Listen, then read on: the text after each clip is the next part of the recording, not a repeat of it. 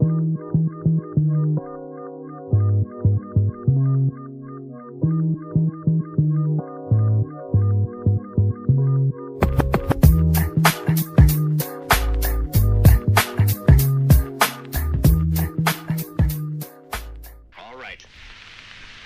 get started.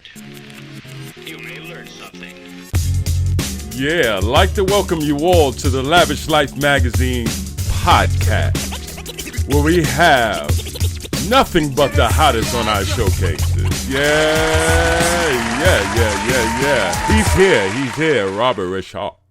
What's going on, bro? How you guys doing? What's up? Hey, yeah, he's in the building with us. What's going on?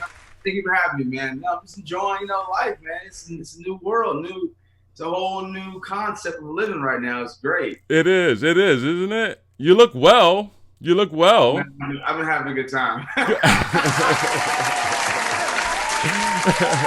This quarantine thing makes all of us take a little break and have a good time. We're glad that you're having a good time.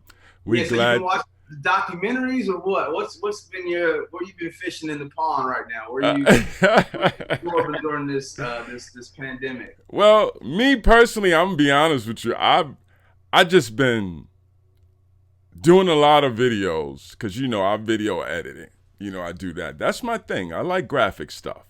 That's dope. I like that. I like, that's the thing I do. That's how I get my woosah. I gotta sit behind. I gotta sit behind the computer and just go into a graphic zone, and that's what I do. That's what I like to do. What about yourself? So I started heavy on just like the Netflix kick. You know what I'm saying? Everyone's right. Watching TV shows. And then I went from there to then absorbing all the Amazon shows. Right. And then I got out into the world. It's going to either talk to my friends on Zoom or talk to businesses. Okay. And then now I'm on the documentary tip. I'm just absorbing all this documentary stuff, and I like leaning toward the documentaries that seem more chronological. Okay. Not all over the place. They're kind of moving. Makes sense. Yes. With the media's the newspaper and the media and how things happen date by date. I like stuff like that. Okay. That's dope.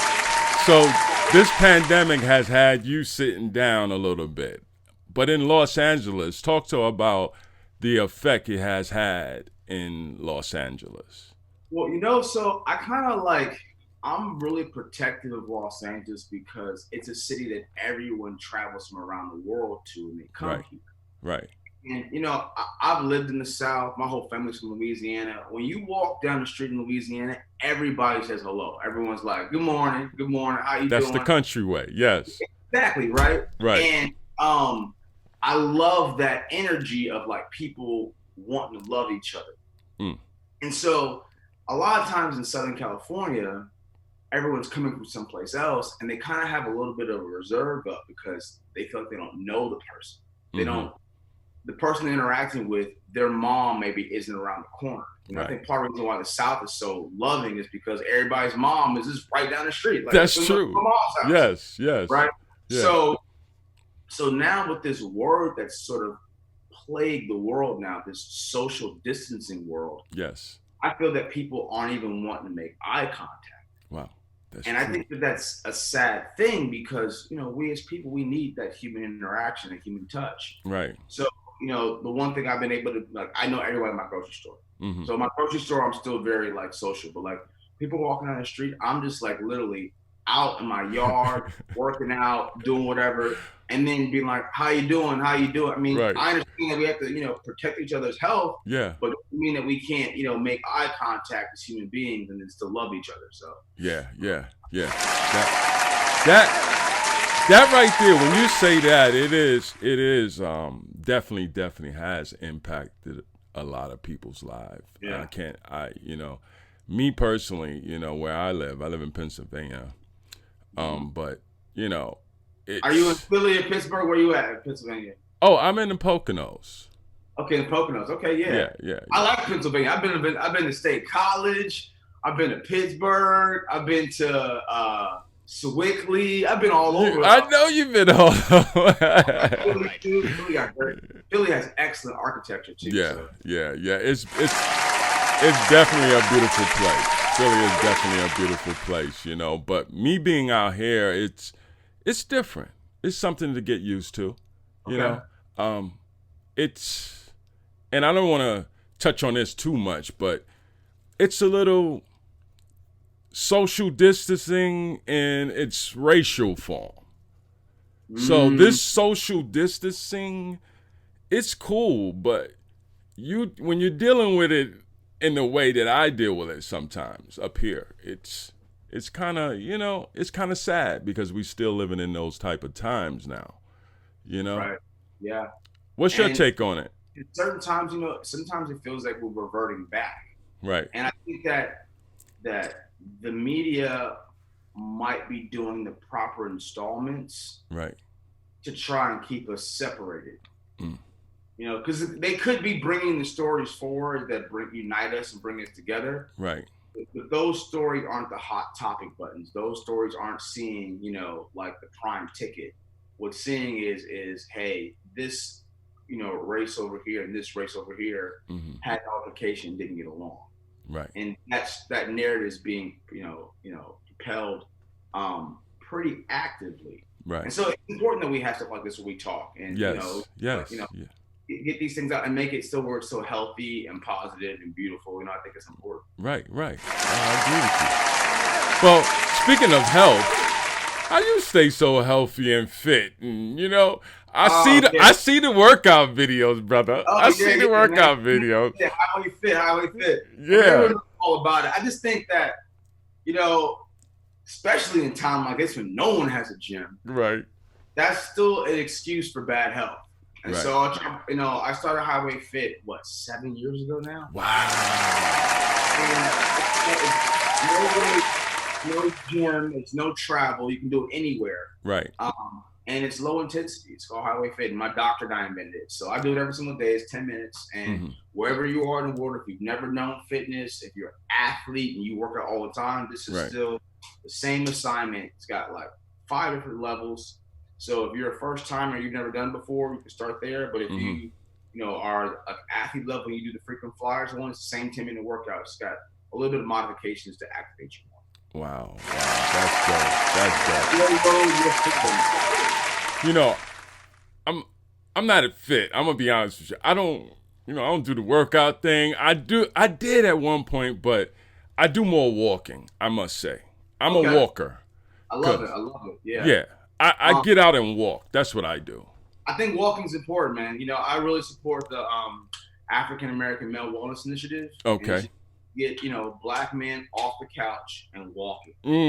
I like that. I definitely like that.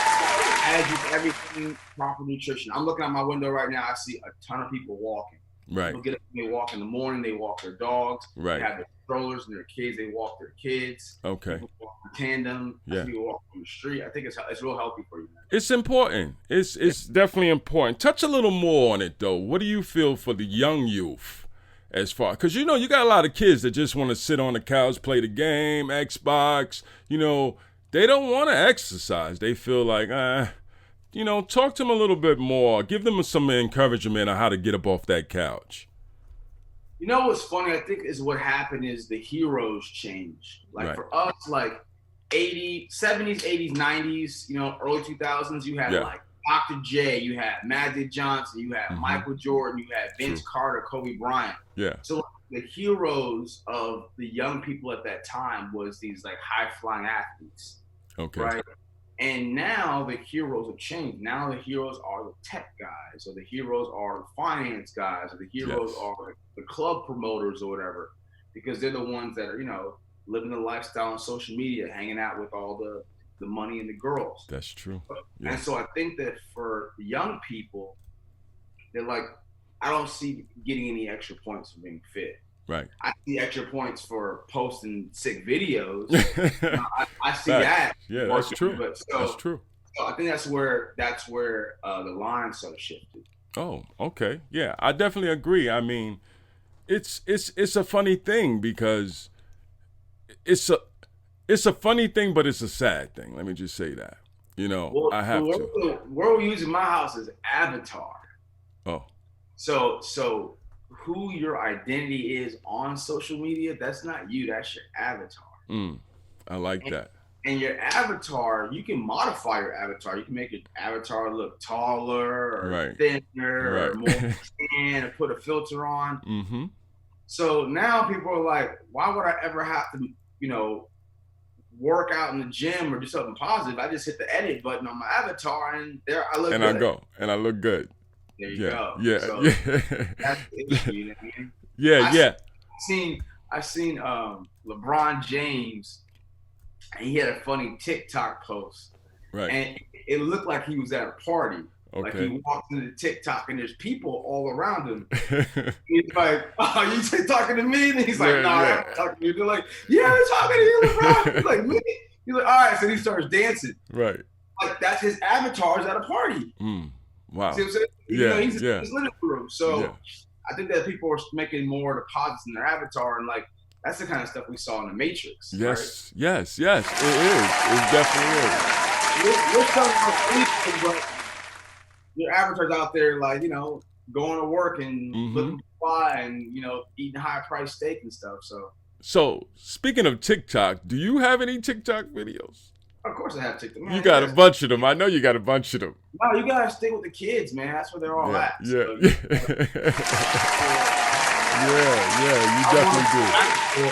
Yeah, you grew up. Speaking of growing up in the '90s world, you said you grew up in the '90s world. I know that there was a lot of dope music in the '90s. Yeah, for sure. Everybody. What's your favorite?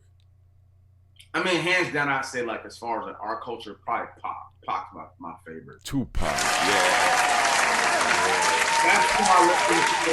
That was who was influencing, you know what I mean? Like how I saw the world. And he was on both sides of the line. He was listen, you don't want to step to me as a man, but as a man, I'm here to look out for all human beings. Right. So he rode both sides of the line. So that's who I relate to.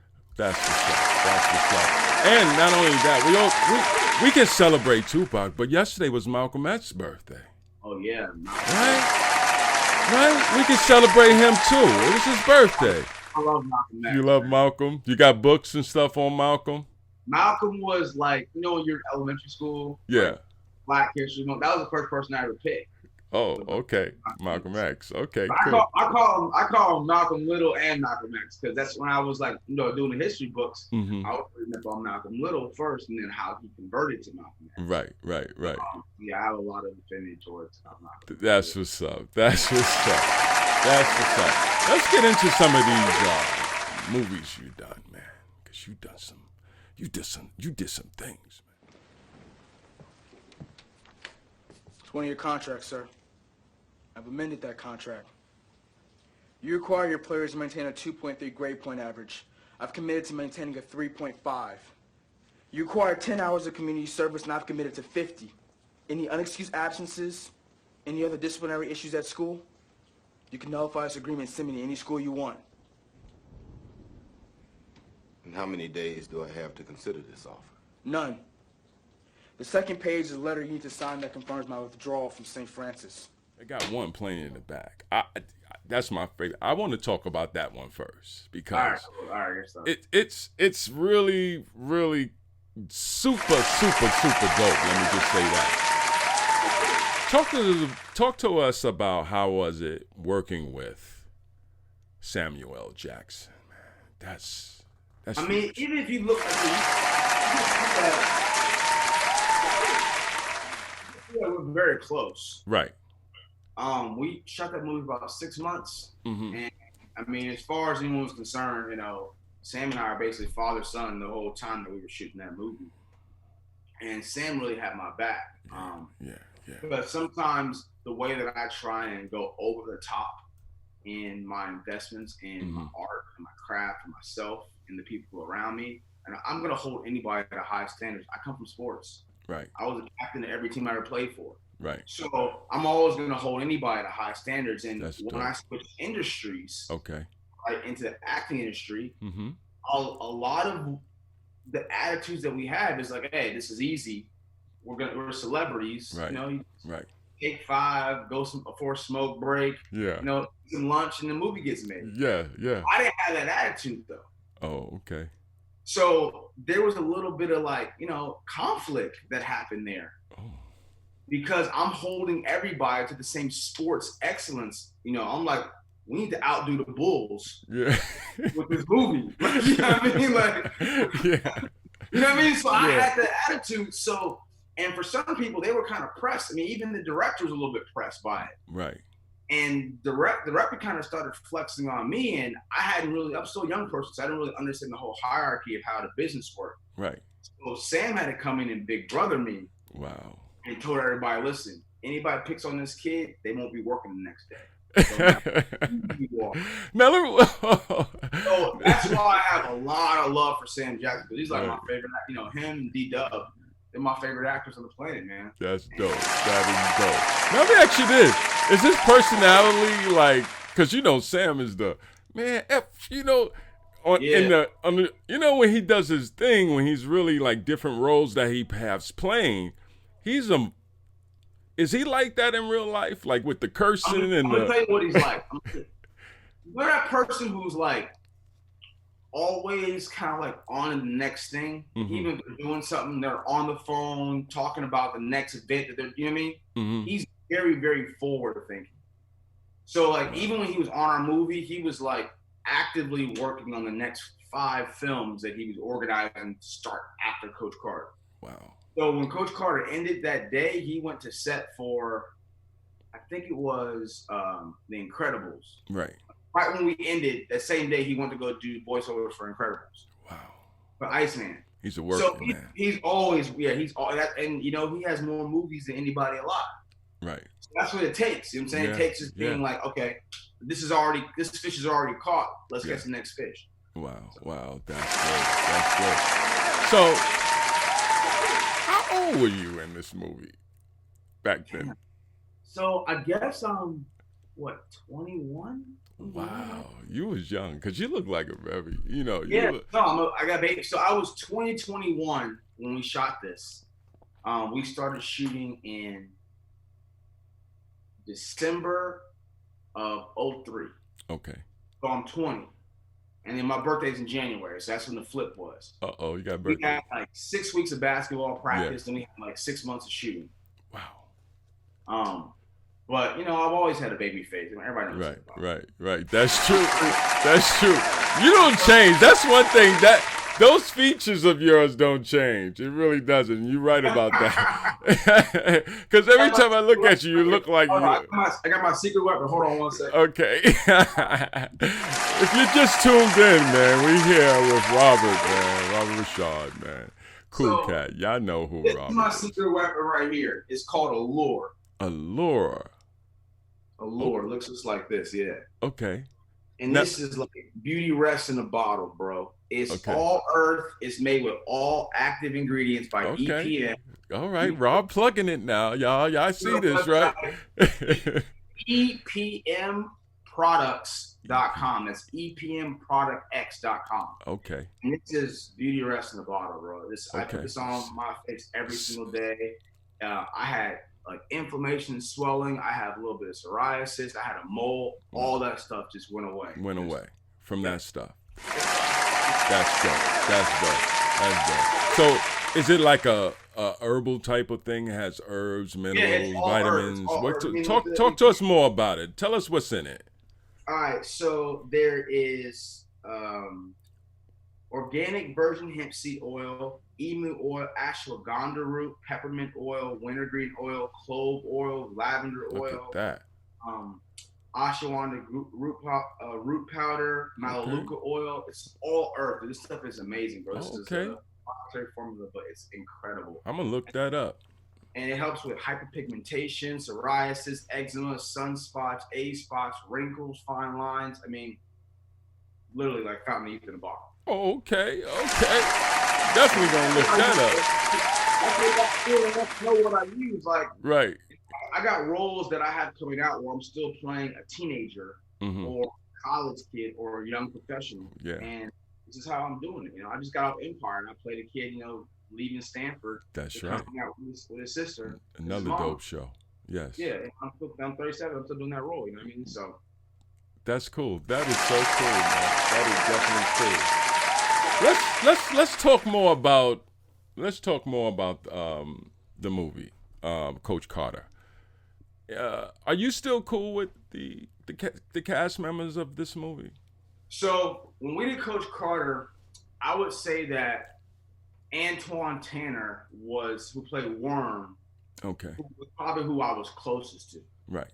Because him and we did a movie called 4 Points together with Shaquille O'Neal on Nickelodeon. Okay. Yes. And that was like one of my first things. It was me, him, Nick Van Exel was in it, Shaq, Kenan Thompson was in it. Mm-hmm. And so I had seen Anton the most in other projects that I was doing. Right. I did a what's the show called in Utah, Touched by an Angel. Okay. And DeAndre Bonds, who was really close to Antoine Tanner, was playing my brother. So I was close to Anton. Okay. And then everyone else was new faces for me. But I stayed close with Channing. I stayed close with Rick Gonzalez. We did 3 more movies together. I worked with Rick on Bad Dad Rehab. Rob Brown, he was like ended up staying with me for a long time, was hanging out with me in the summer times and like come to live with me. Right. So I'm cool with Nana. So I was still cool with Texas Battle. I'm cool with everybody on the movie. Right. But we were so close. We were spending so much time together when we were working on that film. Wow. And then after that movie, I left and moved to North Carolina to do another film called Bolden. Uh-huh. I was gone for 2 years at that time, but ended up being like 15 years we were making that movie. Wow. So, and I'm like, I kind of have like a little bit of a sports mentality when it comes to that. So like, even though like Kobe, we think of him as a Laker. Right. So he's not out socializing with 76ers and Orlando Magic like that. Because he's like, I'm Team Lakers. And I kind of have that sports mentality. So when I go to the next film, I'm all shutters, all my focus is on that next film. Right. And that's important. That's most definitely important to be focused on what the next job is going to be for you. Yeah, I mean, people right now, I feel like in general, we have a lack of cultural focus. Dude, like anything distracts us. Yeah, like, that's true. But when you think about the people, whether it's Martin Luther King, whether it's Benjamin Franklin, whether it's anybody who worked in science, Nikola Tesla, like those people would be focused on one project for a year, 2 years, a decade, no problem. Right. And if you go through your social media and look a year ago, like, oh, I forgot about that. And everything is like a distraction these days. So I try and make sure I still harness like the right sort of internal energy to be able to focus on something, at least to that project. Yeah, I agree with you 100%. Speak about energy. My eyes challenged in on the chain that you're wearing. Can you talk more about the chain? The piece? Sure, because a lot of people, they may not see, they don't see, they're hearing, so, Yeah, absolutely. So I'm wearing this beautiful gold medallion on my necklace. Right. And it really goes back to Miss Hannah was my elementary school teacher. And she told me that when I grow up, I'm going to be a statistic. So I'm going to end up in jail, end up with illegitimate kids, end up with disease, end up overweight, end up like having problems with the law, all this stuff. Now, is this a black teacher, white or black? No, white teacher, Miss Hannah. White. She's my favorite teacher. I love Miss Hannah. She loved us, but she was the one that would put the mirror on us and say, this is who you are walking this planet. Do you want to be a statistic? So in the back of my mind, there was always this chip on my shoulder of like, I'm not going to be a statistic. Yeah. I'm going to be highly educated. I'm going to love people. I'm going to have friends in different cultures. I'm going to travel the world. I'm going to try and do things outside of the box expected of me. Yeah. And so I met someone who was Arabic, Muslim, and they invited me to come to Jordan and spend the summer with them. Right. And it was a time when America was saying you can't go to the Middle East because it's like terrorists. But I went. Right. And I went and met the most loving, kind people, sat with their fathers, their mothers, their brothers, their sisters, hung out in backyards, listened to Frank Sinatra and Jay-Z, and like, That's cool. so I was there for a whole summer, and when Mhm. I left, this was their parting gift for me. Wow. They all put their money together Right. and got me this medallion, and it's actually my name in Arabic. Wow. So, okay, so it's a gold medallion and has a little Gold medallion has like the encryptions on it, and then that's my name, Robert Ri'chard, Ri'chard. Yeah, that is so in cool. in That is cool. Arabic, and they're like, "Don't ever forget that you're one of us." Wow. That's beautiful. That is so beautiful. And so, a lot of times people try and detach me from being Black in America. Hmm. I'm like, no. First of all, we're a global community. Yes. Second of all, I'm doing my best Hmm. to be an example for young people that you can be Black and not be a statistic. Right. That's And that's what I'm like educating kids and teaching kids, and I'm invested in right. is if someone needs an example of excellence, like for me, it was Kobe. Kobe spoke Italian. Mm. Kobe traveled all around the world when he was a kid and played back. You know what I'm saying? Like Yeah. he was that guy, and he was hated. But then when he died, the whole world shed tears. Yeah. Yeah. The truth is because I think he was like a father example to all of us. Right. Right. Here's this man who loved his girl daughters. You know what I'm saying? Like, because a lot of men like want sons. He Right. was someone who was different. He Right. loved being a girl dad. Yeah. You know what I mean? He was investing in his children. He was investing in, you know what I mean, like bringing up the entire community. And when he, in his peril, we all shed tears. And I'm Yeah, like, I there's did got to too. be the next person who was influenced too. by It that touched and me. wants to carry that torch. And I greatly, I'm honored to be a person to carry that torch. Yeah, that's good. I'm glad you touched on that.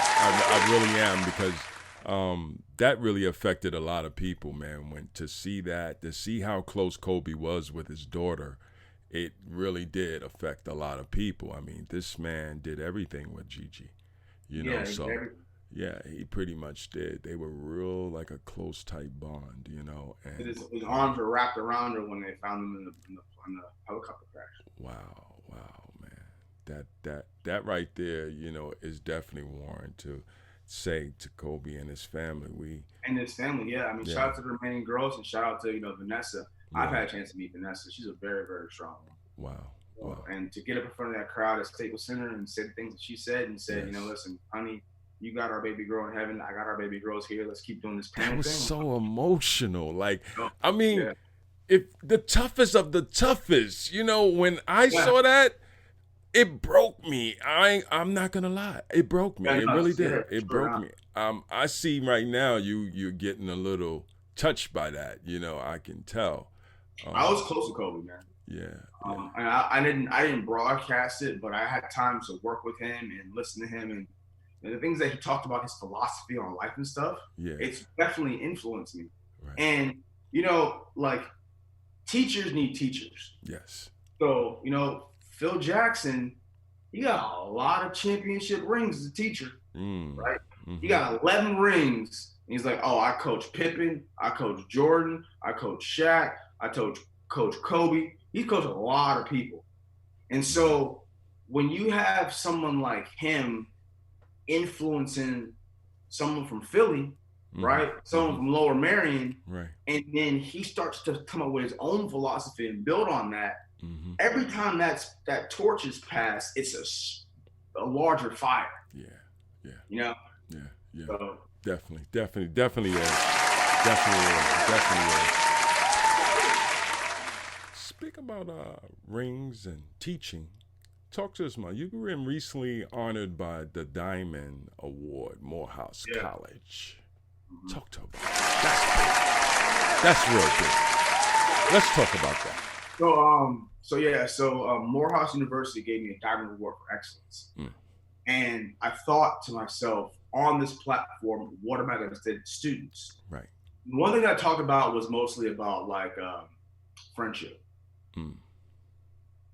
That, some of us don't come up from the ideal situations. We don't have our fathers or we don't have siblings, or sometimes we live in a hostile neighborhood. Mm-hmm. But God will send you somebody in your life that's a friend of you. That's true. And they might not look like you, they might not sound like you, they might be from a whole different background, but they will walk with you, they will support you, they will encourage you, they will be there when you need support. And you must honor that person. That's true. That is so true. And yeah, so I talked about, listen, it doesn't matter if they're, what their sexual preference is, if they're rich, if they're poor, if they're tall or short, whatever, don't matter if they're the same race. If that person's ride or die for you, you honor that person. I did a whole speech on that and got a standing ovation for it. Wow. But I really, they're not the person who looks just like your brother, or just your sister. So. Yeah. That's dope. That's dope. So Morehouse College. Yeah. Are you a college graduate yourself, or? No, I went to Johns Hopkins University. I didn't finish. I booked 101, so I flew back from B-More back to Los Angeles and did 101 and played Arnett. Yeah, we remember 101 now. Come on. Yeah. Okay. But I think education is very, very important. And, the whole model for education is changing today for all these young kids. Yes, it is. I do Zoom meetings with high schools and middle schools and universities and talk to classrooms. Right. I talk to classrooms, like 240 students, and then more private ones, just like, 20 or 30 kids. And, I'm a big advocate for mathematics. Right. I think that you need that tool to be able to convert math and to understand how money works. Right. And so that's usually the angle. Like, obviously, I work in the arts and do acting stuff, but I went to Johns Hopkins for engineering. So look at that. And a lot of the ways that the concepts that I think about the world are very math oriented. And so that's some of the things that I end up stressing whatever when I'm talking to young people and adults. I mean, I do corporate events too. I'm talking to them, Yeah, talk to us about that. Talk to us about the corporate events and the company, because we know that you are very big in the business, and it's not all about acting with you. It's about the business as well. Yeah, business, And I think it's important for people to understand, they don't really teach a lot of us, especially people who look like us, business in school. Yeah. And it's important because I see these kids who are going to these Ivy League schools and how the establishments, the institutions are depositing business acumen in these young minds. Yeah. And I'm like, okay, that should be happening for us. And so, the first thing I ask anybody, I'm like, what's define business like? And I listen to what they say. Mm-hmm. And, business is really about solving a problem. Right. Whether someone's thirsty or need clothes on their back or needs food or whatever, business is solving a problem. Yeah. And if you're not solving a problem for somebody that's in demand, you're not going to have a business. Right. And then you have to understand that just like anything, it's like any arena, there's territories and there's other teams who are trying to solve the same problem for the masses. Right. And that's your competition. So you have to be able to differentiate yourself and how your company is giving the customer value against your competition. Wow. That is dope. That is deep. Yeah. When we talk about the three ways that you can do that, right? Whether it's one is your product a higher social esteem, right? So that's what Jordans are. You can be wearing sneakers, but my sneakers are better than your sneakers because I got Jordans on. Right. That's social esteem, right? One, it can be a true solution, which is, hey, from A to B, these flip-flops work. I slide them on, I walk down the street, they cover my feet, it's a solution. Yeah. Right? Or and the third one is just value, basically being able to buy sort of the Costco model where you can get more bang for your buck. It's like anything that comes in a big package. Yeah. And we go through all this stuff, and I'll spend 2 hours going through a company that everyone from the janitor to the sales team to the HR to everybody understands what they're doing in business and a clear focus of where that company is one spearhead is going. Wow. And we go through all this stuff. I have questions, I do whiteboard stuff, and it's fun. That's and it's fun watching people go they click into it. Yeah. And I give everybody my phone number. If I have a meeting with somebody that a business organizes, I say, listen, use me as a resource. If you have any questions after work, I'm here for you. Right. I give everybody my phone number. I go to Cool. universities. I sit in auditoriums. I pull my phone out and say, if you need my number, you call me. Wow. Right there,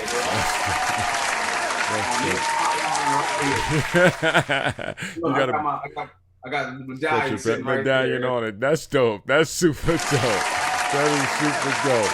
Talk to us more about growing up in Los Angeles. I want to jump to that because I was looking at something and I didn't know that about you. I didn't know that you were a part of a gang. I didn't know that, talk to us more about that. Yeah, so in the '90s, it was ferocious out here in the '90s in LA. Right. And I say that, I'm a big fan of the intent behind law enforcement, and I hate that a couple of bad apples can ruin the bunch. Yeah. But growing up in Southern California, LA, the gangs, they really outnumbered law enforcement. Right. And they had all the artillery, whether it was, Mac 10s or Uzis or rifles, sawed-off shotguns. They had all the weaponry. Right. So walking home, whether it be from school, from the park, you could really lose your life. Wow. And, I had my friends whose older brothers were like, you need to be down for whatever set, whatever. I mean, so I was involved in that, but I still was an athlete. And I remember kind of absorbing it all because I had it different than everybody. Right. I had my dad. And good. My dad was a pillar of the community, and my dad was completely fearless. And I felt that when I looked at a lot of the brothers around me, right, part of their need to go into the gangs was they were afraid. Right. And my dad always asked me, he goes, don't be afraid of anything. Don't be afraid of gangs. Don't be afraid of snakes, spiders, oppression, nothing. He goes, the only thing you need to fear is God. Wow. So having that instilled in me, I started to see myself kind of like, not separate, right, but I started to walk a path that I wasn't just following everybody else. I started to kind of trailblazing my own path. Right. And that's really where I say a lot of the excellence in my life came from. Right. Because I was able to go, when everyone's going this way, I'm going to go this way because I see that God's bringing me that way. Wow, that's dope. That is really dope. If you're just tuning in, we're here with Robert Ri'chard, and we just kicking it. He's a cool brother, man. This brother is definitely cool, man. I like good conversation with good folks, I really do. We're going to jump right into another question, though. I have this question that I always wanted to ask you. How is it working on Meet the Browns? That's what I want. Oh, you was on that show is still running to this day, and it is so funny to this day. Like, I still laugh. So first of all, so I was walking down my street, and a rival gang was outnumbering me, and so I cut into this random building because they didn't want to fight that day, and it happened to be an acting school, but it was a theater acting school. That's where I learned how to act. What a coincidence! Eight acting studios in Crenshaw, right. And I learned how to do theater acting. Right. When I got to Meet the Browns, it was like all the theater stuff that I learned from before was like back to being applicable. Mm-hmm. But that is the best run set I've ever been on in my life. I love that show.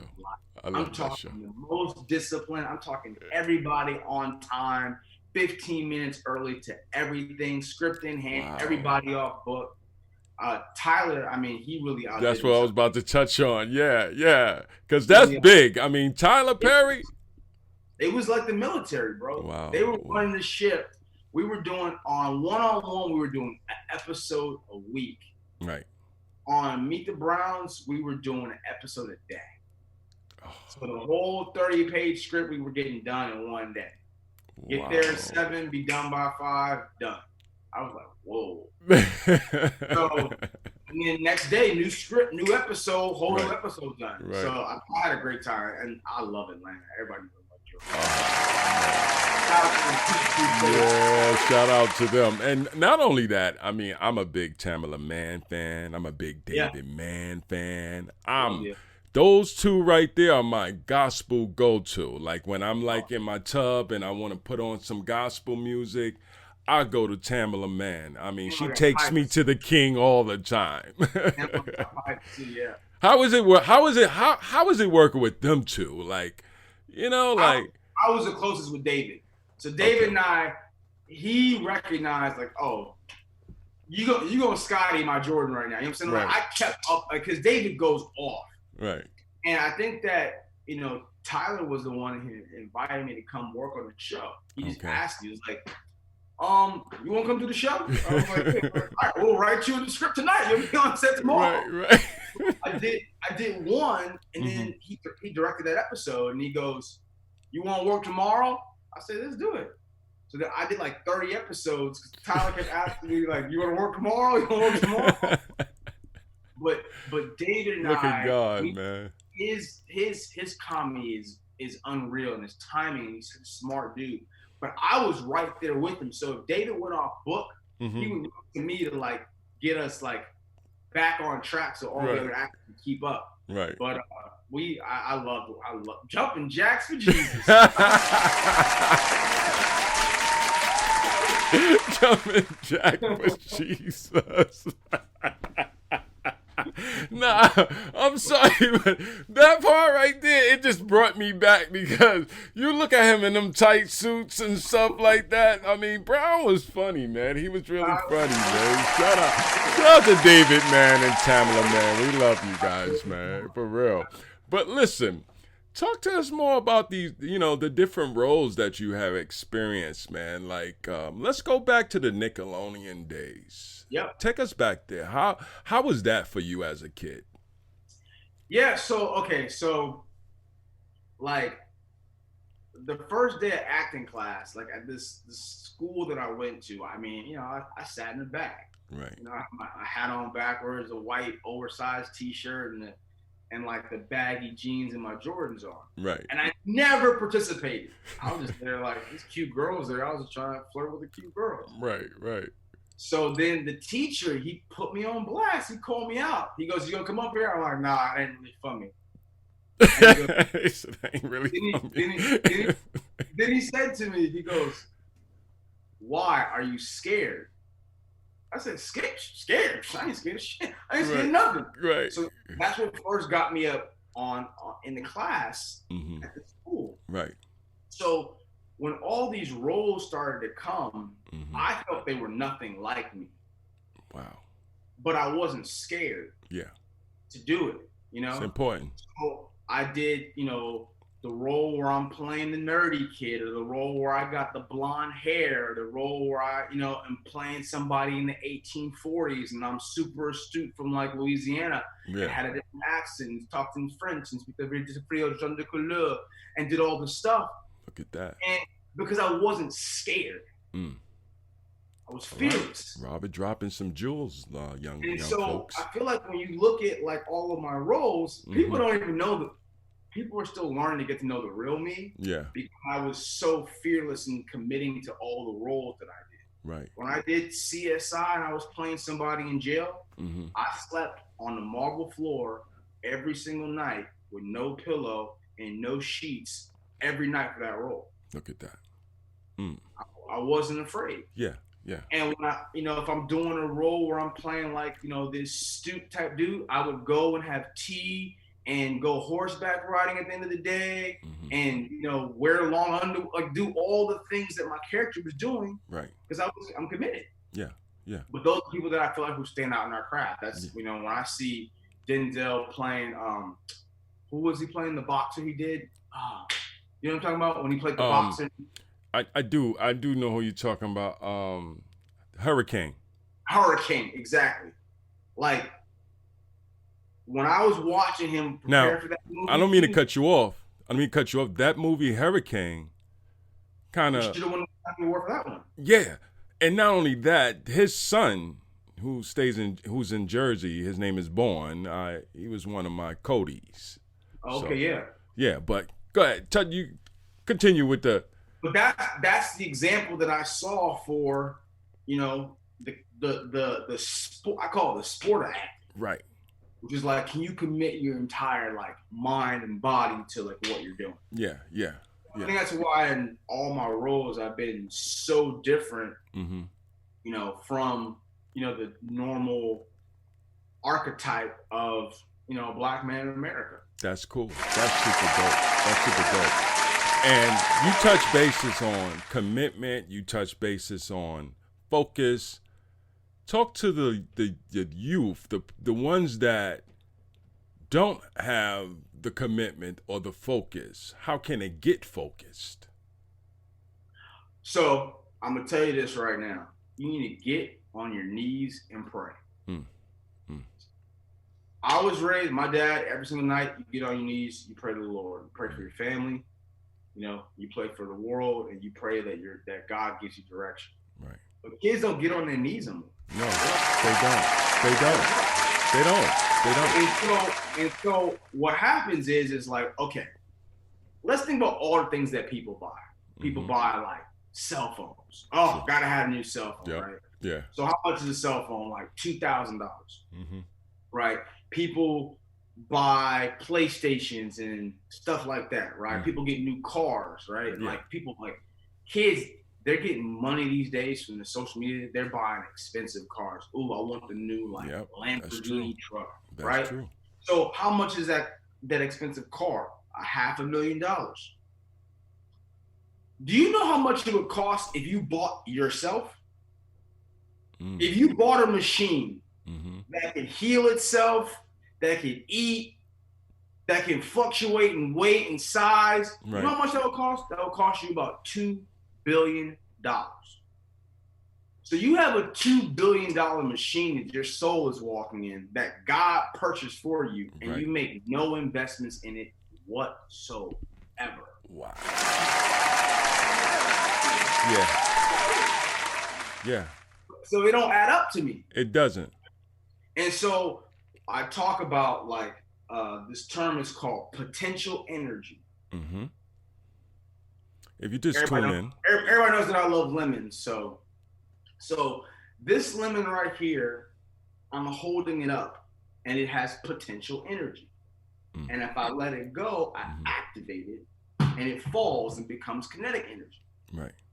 Well, that's inside of all of us. There's potential inside of all of us. So when your teacher, your mom, or your grandma says, I see a lot of potential in you, that's what you're talking about. Wow. A lot of energy, but you have to activate that.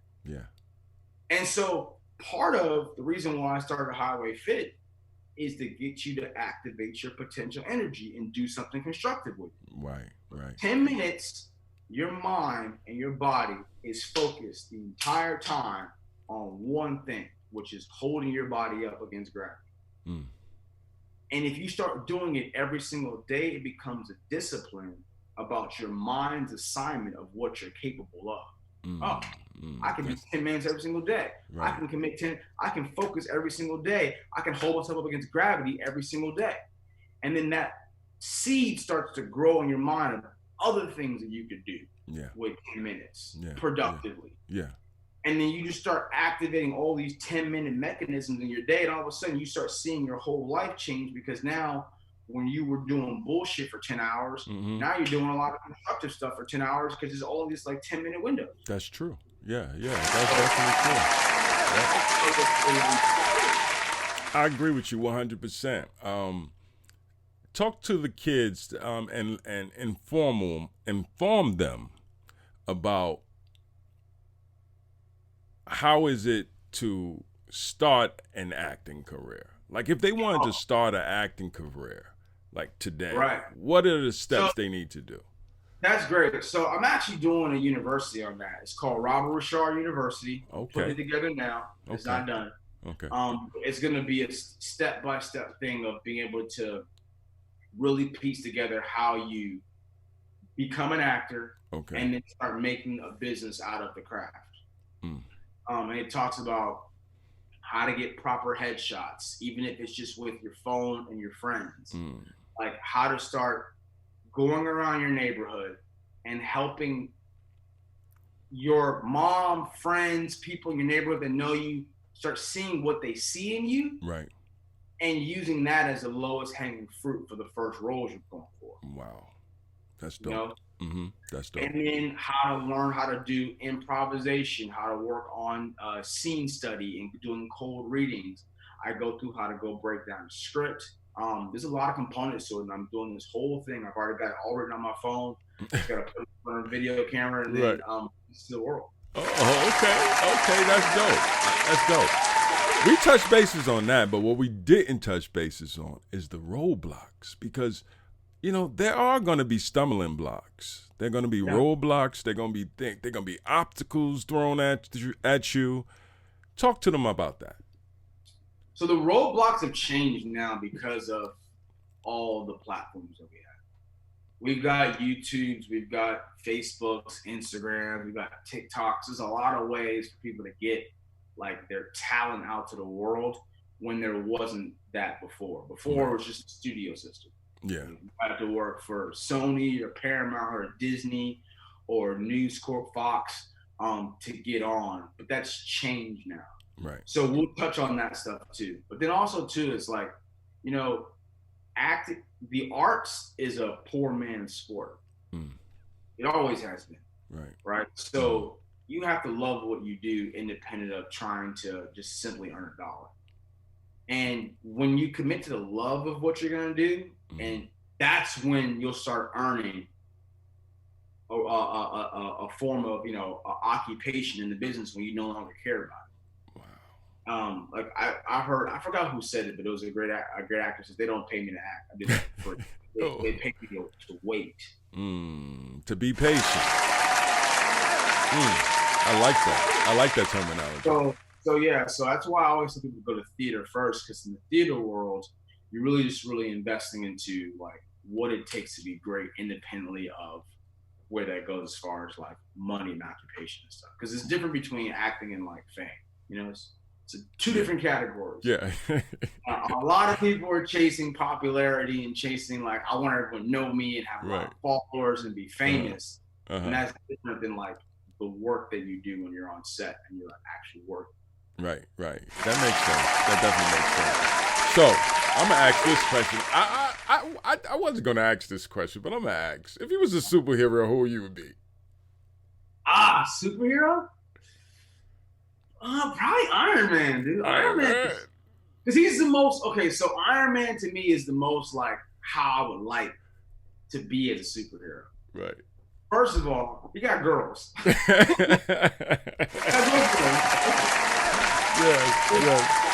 Yes. Second of all, he runs a business. He runs Tony Stark Enterprises, right? Yeah, that's true. And super rich. He's super rich, and he's rich. He got all that going on. And he's like super smart. Yeah. Engineering, like building things and putting things together. Yeah. So, essentially what happened with him is like, he's like, I say the smart man's superhero because they took his heart out. And he was able to figure out that's true. Another sort of like, $1 billion machine created like, an energy mass that could take the place of his missing heart. And that's where all of his energy comes from for the suit. Wow. Like, I think that's pretty dope. I mean, him and Green Lantern, I think, are like the two dope ones that I like. Oh man, yeah. So what are some talents that people don't know that you have? Like talents? Yeah. I mean, now I'm starting to cook. He's cooking, ladies and gentlemen. He's cooking. Ain't nothing like a man that can cook. I got like a white chef's apron, and I got like a chef's collar and a red apron. I've been throwing down, and so because we're in quarantine, I've been focused on the food that you can only get in restaurants. So I've been doing like sushi. I've been doing like lamb chops. I've been doing like I did like a stuffed red bell pepper with like stuffed mushrooms and stuff. I've been doing a lot of things that are cuisines that you would normally get in a restaurant Right. that we don't have access to because we're all socially distanced. Wow, that's Yeah, so I have my own sauce now. dope. I seen that commercial, the sauce commercial. Yeah, with the country accent and everything. yeah, because I'm Chef Bobby now. Chef Bobby. Can we get a little Chef Bobby? Come on, give me some Chef Bobby. Chef Bobby, yeehaw! I love it. If you just tuned in, we here with Robert Ri'chard, man. We just kicking and having a great time. He gonna do Chef Bobby for us. Is my first sauce, right? Yeah. This is Yeehaw Lebe by Chef Bobby. This is my competition to ketchup. Everybody's always asking me to ketchup in life. I say, nah, I'm gonna relax, Lebe. So this is my sauce right here, and it's selling like hotcakes. It's selling like hotcakes. Literally, I have to go out and get like I have just boxes and boxes of ingredients now because the demand's so high. I'm making this every single day now. Tell us where we can get the sauce, man. I want some of the Bobby sauce. All you gotta do is text Yeehaw. Yeehaw. To 949-375-7485.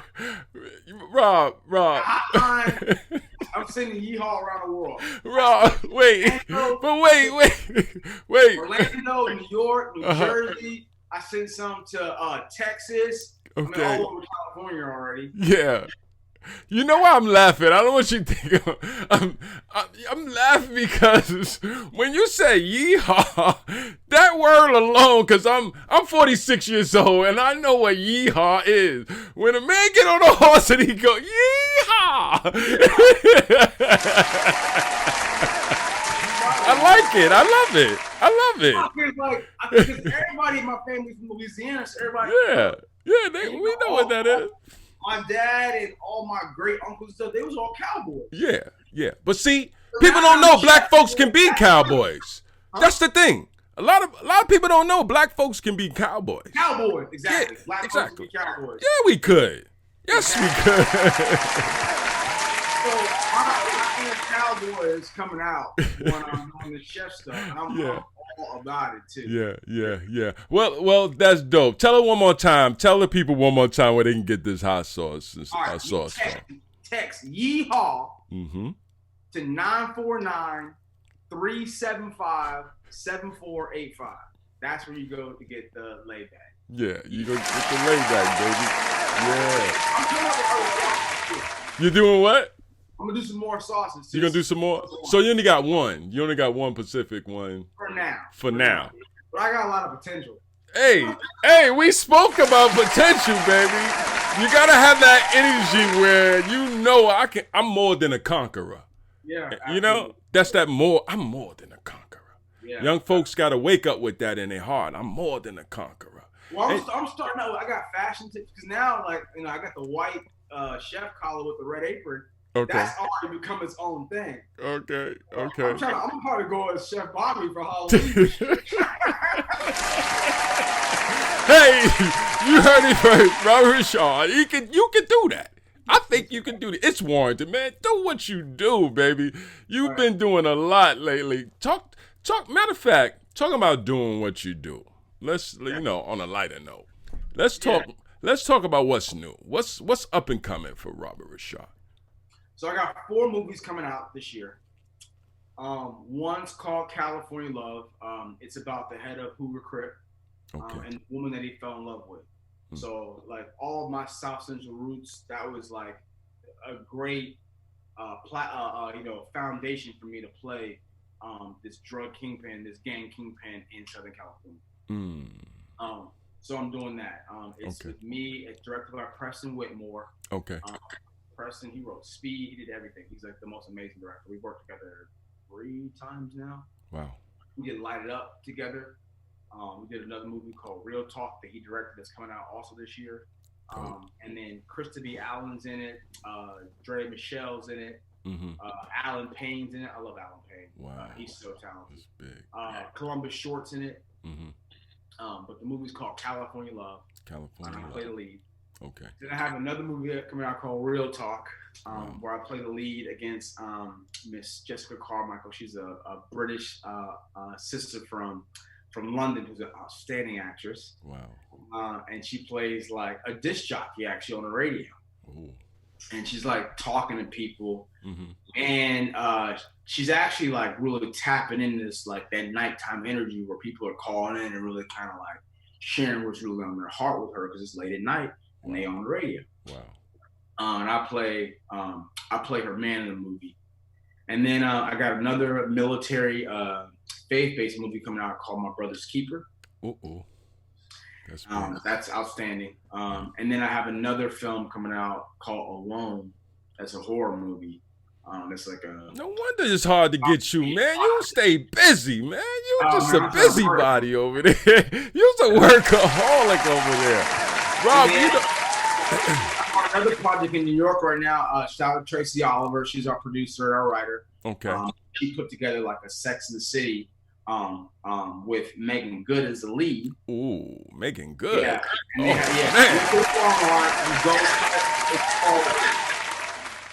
It's called the Untitled Tracy Oliver Project. Megan Good. Look it up online. Okay. It's got 4 beautiful sisters that are in it, and I played Megan Good's love interest. Wow. That's gonna be big.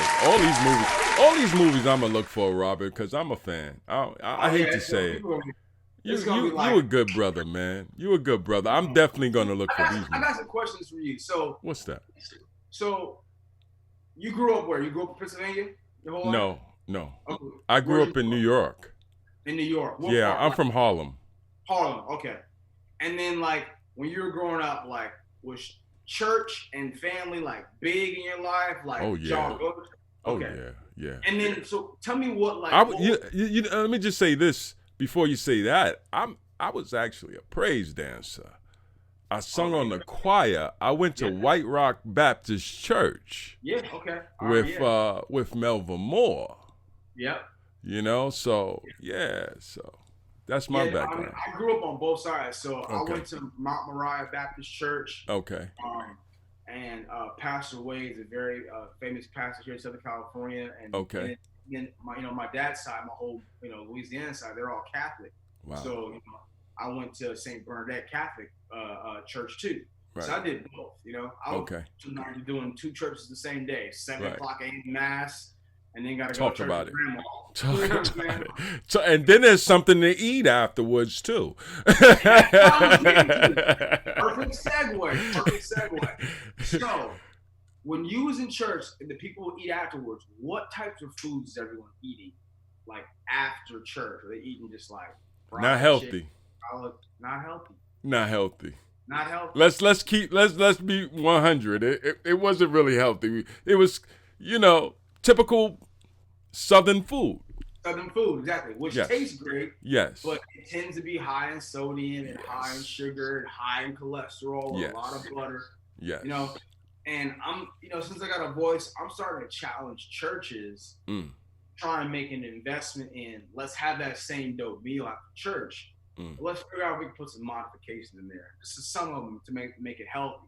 Mm-hmm. That way, everyone's not starting off their work week, that dope. Sunday, eating poor food, waking up being like, oh, I don't feel good today, but I gotta go to work. Because that continues to snowball. Right. And I think a lot of our health complications probably come from that. We don't even see that. Mm-hmm.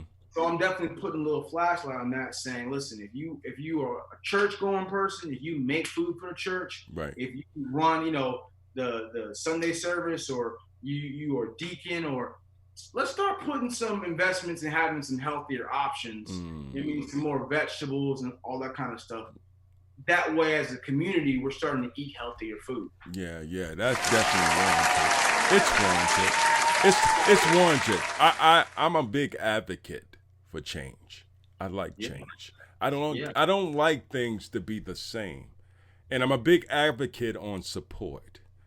Us as people, we need to support each other more, no matter if it's a mom and pop store. Because that same mom and pop store that you go into, you want to be treated with the same respect as a Walmart store. Exactly. That's so true. that's why I respect you because you didn't look down on Lavish Life magazine. You said, you know what? I'm gonna be a part of Lavish Life magazine. I'm gonna be on the had cover. a great time.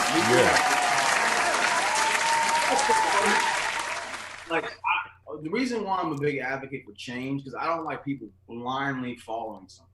Right. So, I can come across a person who's like a young person, and I'll ask them a question and they'll say, no, it's not like that. And I'll say, why? I said, that's just the way it is. I'm like, that's just the way it is. Like, who taught you that? Yeah. Because I want to be someone in your life who, helps you put a magnifying glass on what you just said and start taking some time and some energy and some focus and investigating on why that is, and does that make sense to you, right, independently of that's just the way it is. Yeah. If it still makes sense to you, okay, that's cool. But if you start thinking about it and you're like, and you start having questions, and that means something probably needs to be adjusted. Right. Something needs to be changed. Yes. It needs to be an angle cut there. Right. And I try and really be a part of young people that start saying, like, I want you to respect your elders, but still have an independent thought process. Right. Where you can start saying, where is this going if it continues down this path? That's definitely dope. I like that. Yeah. And these things that there's some big things that are happening. I call them like social crimes, and wars of social crime. Like financial deceit to social crime. These people are stealing billions of dollars from the stock market and stuff, and just making off and running with it. That was Bernie Madoff, right? Yeah. And genocide is a social crime, but it's real. It's happened a lot. I mean, it has. Yeah. That's what Hitler was guilty of, was trying to obliterate an entire nation. Yeah. So what happens if you don't realize that there might be genocide on someone that looks like us? And what if they're doing it through socio-economical norms, things that just the way it is, like food on Sunday, where all of a sudden everyone's getting sick and everyone's in the hospital and everyone's got diabetes and everyone's got poor health, and you don't realize it's because what you have control of, you've given the control to somebody else, saying that's just the way it is. Yeah. So I try to definitely expose some of that stuff and just make sure people know what they're doing. That's what's up. Well, we appreciate you, Rob, man, stopping by, man. We really want to thank you for taking the time out, man, of your busy schedule to rock out with us and come aboard on Lavish Life magazine. And if you don't know, we got Rob on the cover. Rob, are you on the cover of Lavish Life magazine? Yeah. Can we get a shout out for Lavish Life magazine? What's going on, world? This is Rob Ri'chard, and you're watching Lavish Life magazine. He's giving a little bit of love and respect. I love y'all. God bless. Yes. Thanks, Ri'chard. Let the people know where they can find you and follow you at and the whole shebang, man. Plug everything. If you see me in the street, you can come up to me. I smell great. I got a nice smile. Give me a hug. I hug grandmas and kiss babies. So first thing. I'm the Robert Ri'chard on all platforms. You can go on therobertrichard.com is my website, and I'm at the Robert Ri'chard on Instagram, Facebook, TikTok, Twitter, all our platforms. That's what's up. Once again, Rob, man, thank you. And if you're just not even tuning in, because this is going to close the show right here, we have Robert Ri'chard. He was with us. He blessed us. He came through. This is the Lavish Life Magazine podcast, where we mess with nothing but the hottest, and he's one of the hottest actors out right now. Thank you, Robert. Appreciate it.